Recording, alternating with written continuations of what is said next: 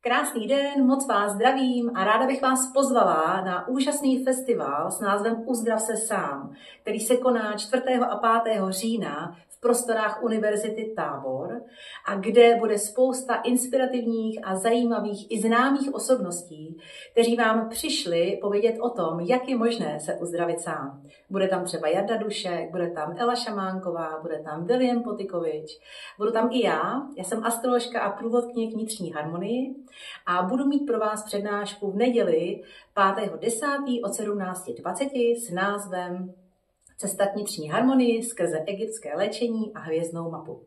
A budu tam mít celý víkend stánek, kde bude i tahle pyramida, takže si můžete přijít ochutnat léčení v pyramidě, anebo si jen tak popovídat.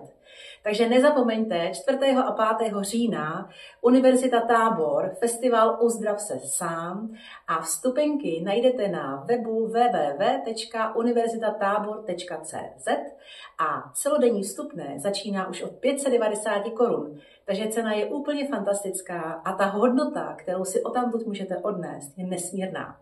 Budu se na vás těšit, mějte krásný den.